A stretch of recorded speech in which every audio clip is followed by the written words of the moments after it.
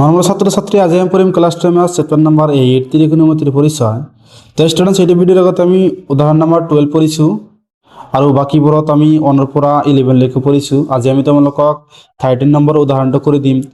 13 number উদাহৰণত কি কৈছে চাবা, প্ৰমাণ কৰা যে sec a into 1 minus sin a into sec a plus tan a is equal to কিমান 1। তো স্টুডেন্টস বাওপক্ষ আৰু সোঁপক্ষ সমান দেখুৱাব লাগে, মানে বাওপক্ষ ক্যালকুলেট কৰি 1 লৈ আহিব লাগে। স্টুডেন্টস এটা আমি তোমালোকক প্ৰমাণ কৰি দেখুৱাই দিম চাবা। তো স্টুডেন্টস এটা আমাক কোশ্চেন দি আছে, লেফট হ্যান্ড সাইড আৰু রাইট হ্যান্ড সাইড আমাক সমান বনাব লাগে। তো স্টুডেন্টস আমি কি কৰিম, লেফট হ্যান্ড সাইড আৰু রাইট হ্যান্ড সাইড সমান বনাম। আমি কি কৰিম, লেফট হ্যান্ড সাইডটো লম, লিখি দিবা যে সলিউশন লেফট হ্যান্ড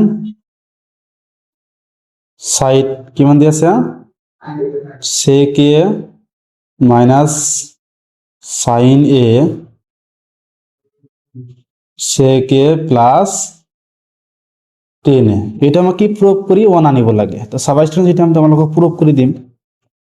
সাবা কি লিখিম, sec a into 1 minus Saba student এটা আমি প্রমাণ কৰি আমাক কি আনিব লাগে, 1 আনিব লাগে। লেফট হ্যান্ড সাইড আৰু রাইট হ্যান্ড সাইড সমান বনাব লাগে। আমি কি লৈছো, লেফট হ্যান্ড সাইড লৈছো।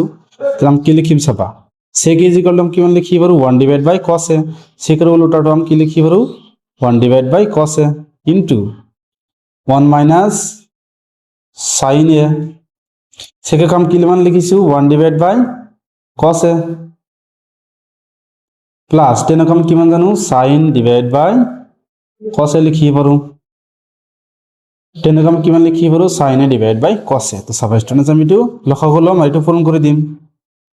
1 আর এটো পূরণ করলে কিমান হবে 1 minus sin a divided by cos a into cos আৰু cos এর লসাগু কিমান হবে, cos a হবে। আর উপরত কিমান হবে 1 plus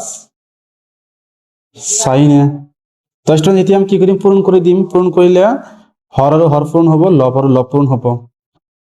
হর আর হর পূরণ করলে কিমান হবে cos স্কয়ার a। এটি পূরণ করলে কিমান হবে 1 minus sin a 1 plus sin a। তো স্টুডেন্ট তোমরা একটা ফর্মুলা পাইছিলা যে a minus b a plus b is equal to কিমান জানো a square minus b square। এটা ফর্মুলা পাইছিলো a square minus b square। এটা আমি কিমান লিখি পারো, a মানে 1 আর b মানে কি sin a। আমি কিমান লিখি 1 square minus sin square a divided by cos square a।